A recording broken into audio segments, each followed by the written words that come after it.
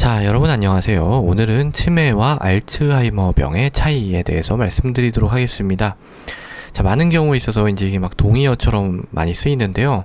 엄밀하게 따지면 그렇지 않습니다. 일단 결론부터 훅 말씀을 드리면, 알츠하이머병은 치매를 일으키는 한 형태입니다. 치매의 한 형태 혹은 한 원인 질환이라고 할 수가 있어요.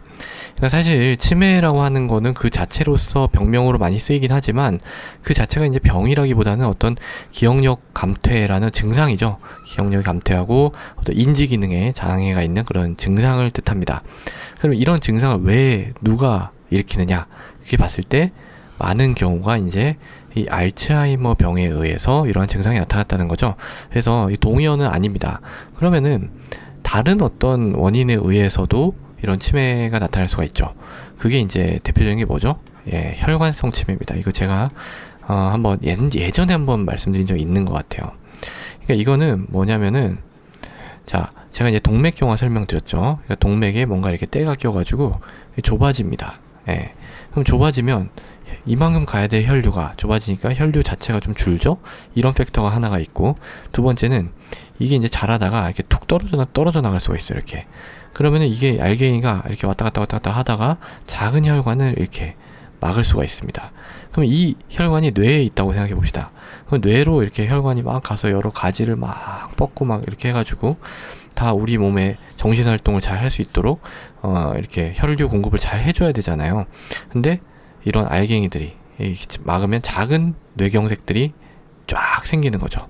예, 그러면서 나타나는 그런 치매가 혈관성 치매입니다. 그러니까 이것도 어떤 치매의 한 원인이라고 할 수 있죠. 그거 말고도 뭐 사실 여러 가지가 있어요. 뭐 이 뇌 안에 뭐 물이 찰 수도 있고요. 이걸 이제 수두증, 하이드로세팔루스. 하이드로가 이제 물이란 뜻이고 세팔루스가 이제 뇌거든요. 그러니까 뇌에 물이 찬 거죠. 그럴 수도 있고 뭐 여기에 종양이 생겼을 수도 있고 아니면 출혈이 있을 수도 있고 되게 뭐 여러 가지 원인이 있습니다. 그래서 이 치매가 의심될 때 병원에 가셔야 된다는 거예요. 그러니까 물론 이제 저는 이제 이쪽 전문 아닙니다. 이건 신경과 가시면 돼요. 신경과. 이 병원에 가셔야 되는 이유가 바로 여기에 있습니다. 그러니까 보통 이제 치매라고 하면 이거 뭐 치료가 안 되니까 뭐 병원에 가서 뭐 하냐, 안 갈래 이렇게 얘기하시는데 그런 게 아니라는 거죠. 그래서 첫 번째는 뭐냐면 이 사실 알츠하이머 병은 이 진행 예방하는 게 그렇게 뾰족한 수는 없습니다. 그러니까 이거를 뭐 깔끔하게 치료하고 이런 방법은 사실은 마땅치가 않은 건 사실이에요. 그렇지만 일단 처음에 치매 증상이 나타났을 때 꼭 이 알츠하이머라는 그런 보장이 없거든요. 왜냐하면 제가 말씀드렸죠.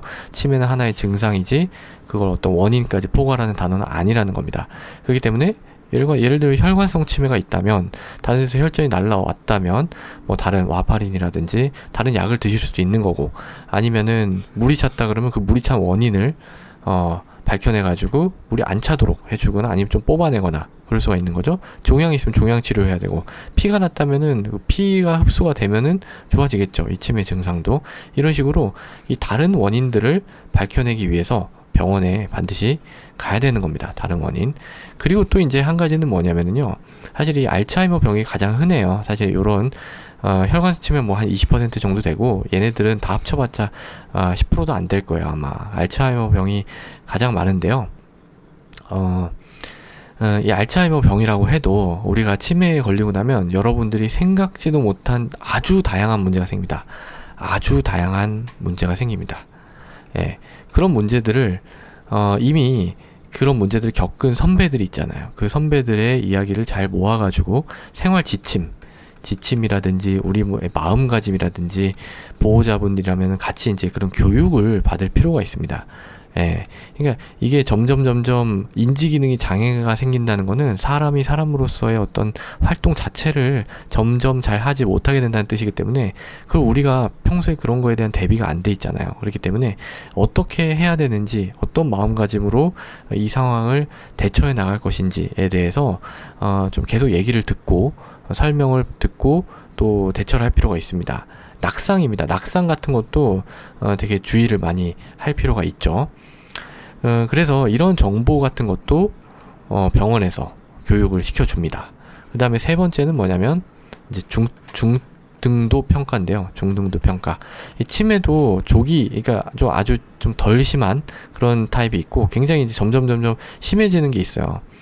그러니까 심해지는 그런 스테이지가 있고, 좀 암도 왜 1기, 2기, 3기, 4기가 있잖아요. 그거랑 마찬가지로 치매도 거의 그런 식으로 좀 구분을 해서 볼 수가 있습니다. 각 단계에 따라서 우리가 좀 접근해야 되는 게 좀 약간 다르거든요. 그래서 그런 것도 좀 평가를 계속 받아야 될 필요가 있습니다. 자, 그래서 오늘은 치매와 알츠하이머병의 차이에 대해서 말씀을 드렸고요.